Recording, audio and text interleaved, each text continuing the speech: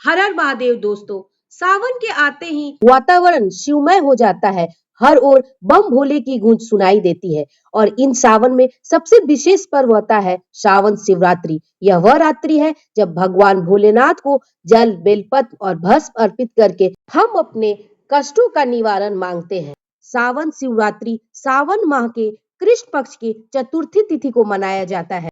इस वर्ष सावन शिवरात्रि 23 जुलाई को है। इस दिन पूजा करने से पूजा का कई गुना ज्यादा फल हमें प्राप्त होता है। मान्यता है इस दिन व्रत और रात्रि जागरण करने से हमारे सारे पापों का नाश होता है और मोक्ष की प्राप्ति होती है। दाम्पत्य जीवन में सुख, संतान की प्राप्ति और मनोकामना पूर्ति के लिए यह दिन अत्यंत फलदायी माना जाता है। इस दिन प्रातः स्नान करके साफ सफेद कपड़े धारण करें, घर के मंदिर या शिवालय जाके शिवलिंग का विधिवत पूजन करें, पंचामृत से अभिषेक करें। इसके बाद गंगा जल से स्नान कराएं, बेल, भांग, धतूरे, शमी का पत्र चढ़ाएं, ओम नमः शिवाय का जाप करें। इस दिन उपवास रखकर रात भर जागरण करने की परंपरा है। मान्यताओं के अनुसार समुद्र मंथन से निकले हुए कालकूट विष को जिस दिन भगवान शिव ने ग्रहण किया, उस दिन को शिवरात्रि के रूप में मनाया जाता है। एक अन्य मान्यता के अनुसार इस दिन भगवान शिव और माता पार्वती का विवाह हुआ था, इसलिए इस दिन वैवाहिक सुख की कामना के लिए भी महत्वपूर्ण है।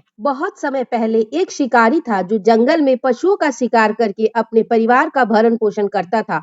एक रात शिवरात्रि के दिन वह शिकारी शिकार की तलाश गहरे जंगल में चला गया। वह एक पेड़ पे चढ़कर रात भर शिकार का इंतजार करता रहा। उस पेड़ के नीचे एक शिवलिंग था और वह पेड़ था बेल का। रात में नींद न आ जाए इसलिए वो बार बार पेड़ की डालियों से पत्ते तोड़ता रहा और अनजाने में ही शिवलिंग पर गिराता रहा।